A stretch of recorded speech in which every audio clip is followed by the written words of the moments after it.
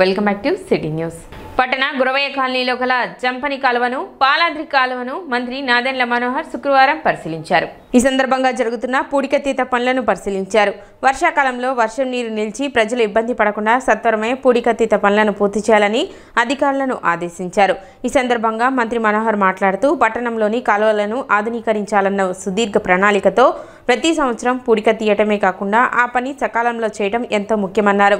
గత సంవత్సరం చొరవతో పట్టణంలో ఎక్కడా నీరు నిలవకుండా పౌరులు ఇబ్బంది పడకుండా చక్కటి ప్రణాళికతో డ్రైన్లను శుభ్రపరిచినట్లు చెప్పారు. పట్టణంలో ఉన్న 2 ప్రధాన డ్రైన్లను దిగువ స్థాయి రైతు పంట కాలువలుగా వినియోగించుకుంటున్నారని చెప్పారు. 5 లక్షల రూపాయలతో జంపని కాలువ పూడికతీత చేపట్టినట్లు తెలిపారు. రానున్న వారం రోజుల్లో కాలువల్ని మరమ్మతులు చేపట్టి పూడిక మొత్తం తీసే విధంగా కార్యాచరణ రూపొందించినట్లు తెలిపారు. పట్టణంలో ఎక్కడా వర్షపు నీరు నిలిచింది అన్న విమర్శ రాకుండా పురపాలక సంఘం బాధ్యత తీసుకుంటుందని మంత్రి నాదెండ్ల మనోహర్ తెలిపారు. అదేవిధంగా వార్డులో పర్యటిస్తున్నప్పుడు గురవయ్య కాలనీ వాసులు తాగునీటి మంచి సమస్యను తన దృష్టికి తీసుకువచ్చారని, వారంలో 2 రోజులు వారికి మంచినీరు అందించే విధంగా చర్యలు తీసుకుంటామని మంత్రి నాదెండ్ల మనోహర్ తెలిపారు.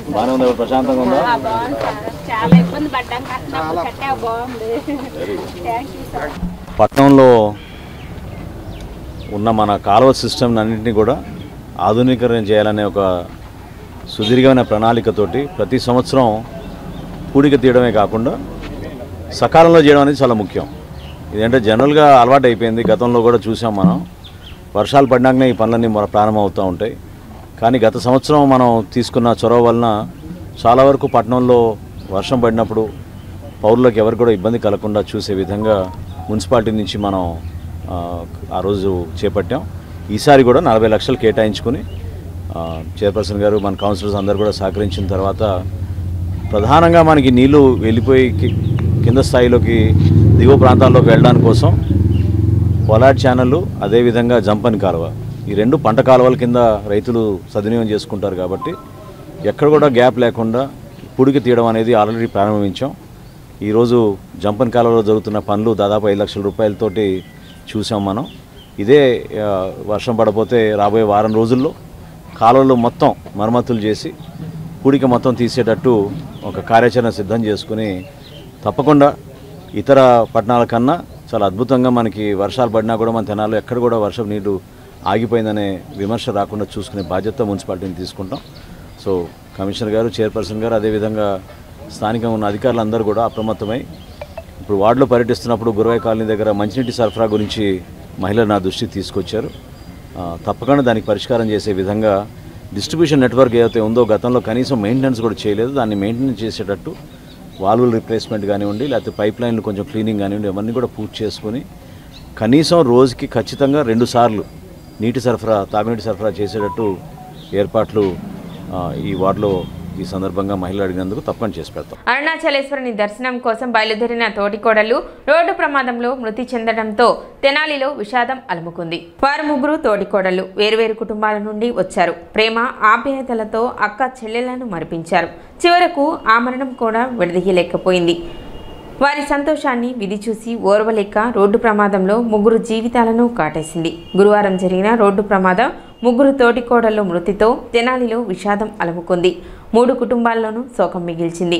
తెనాలికి చెందిన కనిగంటి నరసింహారావుకు వెంకటేశ్వరరావు, నాగేశ్వరరావు సోదరులు.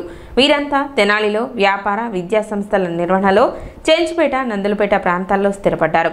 వీరు 3 సూర్యకుమారి, సరస్వతి, ఝాన్సీ రాణిలను వివాహం చేసుకున్నారు. ఒక్కొక్కరికి 2 సంతానం. వారందరికీ కూడా వివాహాలు అయ్యాయి.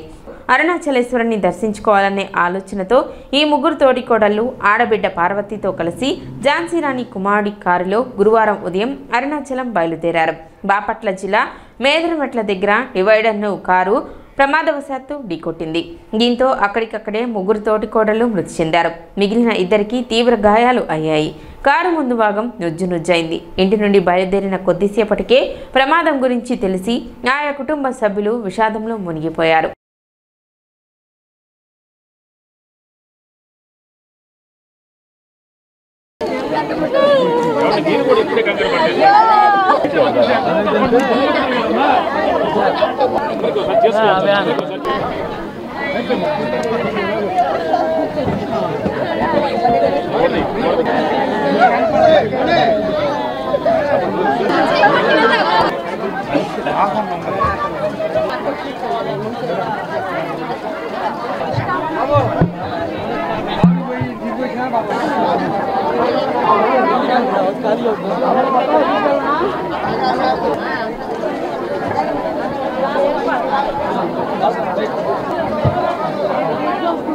జీజీహెచ్లో డాక్టర్ కిరణ్ కుమార్ ఆధ్వర్యంలో 10 లక్షల రూపాయల విలువైన అరుదైన ఆపరేషన్ను ఎన్టీఆర్ వైద్య సేవ కింద ఉచితంగా నిర్వహించి రోగి ప్రాణం కాపాడారు. జీజీహెచ్లో జరిగిన మీడియా సమావేశంలో superintendent doctor Ramana SSV doctor Kiran Kumar మాట్లాడారు. ఒంగోలుకు చెందిన ప్రసాద్ అనే పేషెంట్ తీవ్రమైన కడుపు నొప్పితో గత 2 నెలలుగా ఇబ్బంది పడుతూ కామెర్లు తీవ్రమైన చలి జ్వరంతో జీజీహెచ్కి రావడం జరిగిందని వెల్లడించారు. వెంటనే పేషెంట్ ను అడ్మిట్ చేసుకుని వైద్య పరీక్షలు నిర్వహించగా లివర్లో నీటి బుడ్డ ఉన్నట్లుగా గుర్తించామని అన్నారు. ఈ వ్యాధి కుక్కల వలన, కలుషితమైన నీరు తాగడం వలన లేదా సరిగా ఉడికించిన మాంసం తినడం వలన వస్తుందని అన్నారు. ఇది చాలా ప్రమాదకరమైన వ్యాధి అని చెప్పారు. డాక్టర్ కిరణ్ కుమార్ వైద్య బృందం ఎంతో చాకచక్యంగా ఈ ఆపరేషన్ చేసి రోగికి ప్రాణదానం చేసినందుకు వైద్య బృందాన్ని సూపరింటెండెంట్ డాక్టర్ రమణ ఎస్ఎస్వి అభినందించారు. ఈ కార్యక్రమంలో డాక్టర్లు నాగ సంతోష్, సాదిక్ బాషా, వేణుగోపాల్, మేఘన, అవిన్ తదితరులు పాల్గొన్నారు. కుక్కల నుంచి వచ్చే సంక్రమించే హైడ్రాటిక్ సిస్ట్ అనే సిస్ట్ లివర్లో పెద్దగా ఒక దాదాపు 20 సెంటీమీటర్ల సిస్ట్ ఫామ్ అయి ఉంది. అది బిలియరీ డక్ట్లోకి పగిలిపోయి ఇతనికి కొలాంజైటిస్ వచ్చి తీవ్రమైన జబ్బుతో, తీవ్రమైన ప్రాణగండంతో ఇక్కడ రావడం జరిగింది. దాన్ని వెంటనే మనం జ్వరం తగ్గడానికి కొన్ని మందులు వాడి రక్తం పెట్టేసి మెడికల్ డాక్టర్లకి మత్తు డాక్టర్ గారు చూపించడం జరిగింది. అలానే మెడికల్ గ్యాస్ట్రెంట్రాలజీ డాక్టర్లు చూసి ఇది ఎండోస్కోప్ ద్వారా చేయడం కష్టం కాబట్టి మీరు ఓపెన్ ఆపరేషన్ చేయమని వాళ్ళు కూడా సలహా ఇవ్వడం జరిగింది. ఆ సలహా మేరకు మేము ఓపెన్ ఆపరేషన్ని తీసుకొని పూర్తి మత్తు ఇచ్చేసి దాదాపు 3-4 గంటలు శ్రమించి ఈ కామన్ బైల్ డక్ట్లో ఉన్న పిల్ల సిస్ట్లు అంటే డాటర్ సిస్ట్లు అంటారు, అవన్నీ కూడా తొలగించి బయట చేస్తే ఎంతో ఖర్చు అయ్యే ఒక గొప్ప ఆపరేషను విజయవంతం చేశారు. జనరల్ సర్జరీ డిపార్ట్మెంట్లో ఉన్న డాక్టర్ కిరణ్ కుమార్ గారు, వారి బృందము, వారికి ఈ సందర్భంగా నా శుభాభినందనలు. మన సర్జరీ డిపార్ట్మెంట్లో దాని వర్కప్ అంతా చేసి ఇది లివర్లో ఒక హైడ్రాటిక్ సిస్ట్గా గుర్తించారు. ఇది ఈ రోజుల్లో కూడా వస్తుంది అంటే మనకి పర్సనల్ క్లెన్లీనెస్ అట్లాగే పరిశుభ్రత లేకపోవడం వల్ల యూజువల్గా ఈ హైడ్రాటిక్ సిస్ట్ అనేది జోనోసిస్ అంటే జంతువుల్లోంచి మనిషికి వచ్చే ఒక అరుదైన జబ్బు. ఇది అంటే పాత రోజులు ఎక్కువ వచ్చేది, ఇప్పుడు క్లెన్లీనెస్ పెరగటం వల్ల మనకి దీని గురించి అవగాహన పెరగటం వల్ల కొంచెం తక్కువే వస్తుంది. జీజీహెచ్లో రానున్న కోవిడ్ని దృష్టిలో పెట్టుకుని ప్రత్యేకంగా కోవిడ్ వార్డును ప్రారంభించామని సూపరింటెండెంట్ డాక్టర్ రమణ ఎస్ఎస్వి తెలిపారు. ప్రస్తుతం దేశంలో పలు రాష్ట్రాల్లో కోవిడ్ కేసులు నమోదవుతున్నాయని GGH superintendent doctor Ramana SSV తెలిపారు. గత అనుభవాలను దృష్టిలో పెట్టుకుని ముందస్తు జాగ్రత్తలు తీసుకుంటున్నామని వెల్లడించారు. ప్రతి ఒక్కరూ మాస్కులు ధరించి సమదూరం పాటించాలని సూచించారు. జలుబు, జ్వరం వచ్చినా వారు జీజీహెచ్లో పరీక్షలు చేయించుకోవాలని కోరారు. కోవిడ్ ని ఎదుర్కోవడం కోసం ఆక్సిజన్ నిల్వలతో సహా అన్ని రకాలుగా సిద్ధంగా ఉన్నామని, ప్రజలెవరూ భయపడవద్దని సూపరింటెండెంట్ డాక్టర్ రమణ ఎస్ఎస్వి తెలిపారు. అలాగే మన ఆంధ్రప్రదేశ్లో కూడా వైజాగ్లో మొదలయ్యి మనకి ఇక్కడ గుంటూరు జిల్లాలో కూడా నమోదయ్యాయి. అయితే గవర్నమెంట్ జనరల్ హాస్పిటల్లో ఇంతవరకు ఒక కేసు కూడా నమోదు కాలేదు. అదొక శుభ పరిణామమేను.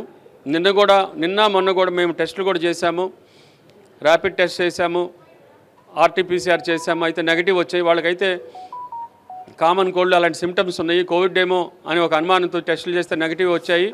అయితే మనకి మన ఆరోగ్య శాఖ మంత్రివర్యులైన శ్రీ సత్యకుమార్ యాదవ్ గారి ఆదేశాల మేరకు మా డిఎంఈ గారు అట్లాగే ఇక్కడ కలెక్టర్ గారి ఆదేశాల మేరకు మేము కోవిడ్ ప్రిపేర్నెస్ కోసము ఒక కోవిడ్ వార్డు కూడా రెడీ చేసి ఉంచాము. కోవిడ్ ఓపీ ఆల్రెడీ మొదలుపెట్టాము.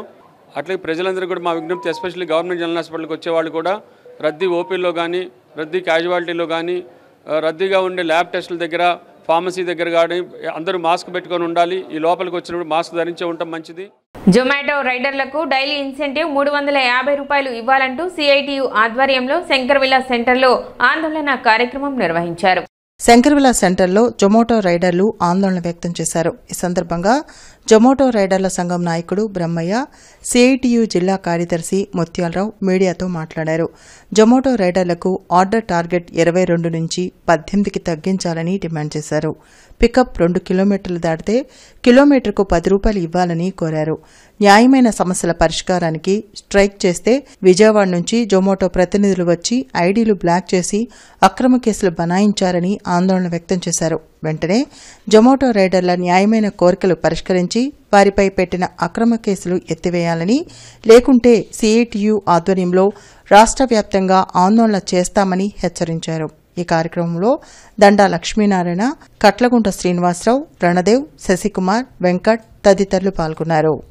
గత సంవత్సర కాలం నుంచి మేము మాకు పేఅవుట్ పెంచమని చెప్పేసి, అదేవిధంగా రెస్టారెంట్లో వెయిటింగ్ ఛార్జీలకు సంబంధించి సమస్యలను పరిష్కరించాలని, అలాగే ఏదైతే రెస్టారెంట్లు దూరంగా ఉన్నాయో ఆ దూరం వాటికి కూడా ఆర్డర్లు తీసుకునేదానికి కూడా మాకు పేఅవుట్ పెంచమని చెప్పేసి, ఇంకా మిగతా ఉన్నటువంటి సమస్యల మీద మేము గత సంవత్సరం నుంచి మాకున్నటువంటి సమస్యల మీద జొమాటో కంపెనీని అడుగుతూ ఉన్నాం. కానీ ఎలాంటి సమస్యలు పరిష్కరించకుండా మమ్మల్ని కాలయాపన చేస్తూ ఉన్నారు. అనివార్యంగా ఈరోజు మాకు ఏమీ తెలియని పరిస్థితుల్లో ఆర్డర్ పెంచాలని చెప్పేసి, మా సమస్యలను పరిష్కరించాలని చెప్పేసి ఈరోజు మేము స్ట్రైక్ చేయడం జరుగుతూ ఉంది. సమస్యలు పరిష్కరించడానికి చర్చలు జరపడానికి వచ్చినటువంటి కంపెనీ ప్రతినిధులు ఆ సమస్యల్ని పరిష్కారం చేయకపోగా ఆ కార్మికుల్ని భయపెట్టేదానికోసం అని చెప్పేసి పోలీస్ స్టేషన్స్లో కంప్లైంట్లు ఇవ్వడం చేస్తూ ఉన్నారు. ప్రతినిధులుగా వచ్చిన వారు కార్మికులు ఎదుర్కొన్న సమస్యల్ని కంపెనీ పై స్థాయి వారికి దృష్టికి తీసుకెళ్లి పరిష్కరించాలి. దానికి భిన్నంగా వ్యవహరిస్తూ వారిని భయభ్రాంతులకు గురి చేయటం అనేది హేయమైన చర్య. వెంటనే వారి సమస్యల పరిష్కారం చేయాలి. అదేవిధంగా సమస్యల పరిష్కారం కోసం ఈరోజు స్ట్రైక్ చేయడం ద్వారా వాళ్ళ సమస్యల్ని యాజమాన్యం దృష్టికి తీసుకెళ్తా ఉంటే, ఎవరైతే ఈరోజు నిరసనలో పాల్గొన్నారో వారి ఐడీలు బ్లాక్ చేయటం కూడా సరైన చర్య కాదు. సిటీ న్యూస్ మించే ముందు ముఖ్యాంశాలు మరోసారి.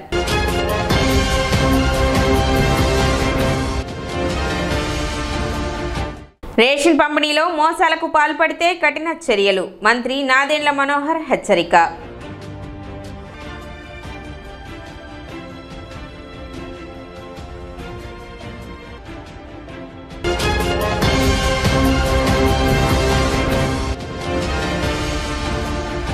రోడ్డు ప్రమాదంలో తెనాలికి చెందిన 3 తోటికోడళ్లు దుర్మరణం. అరుణాచలం వెళుతుండగా ఘటన.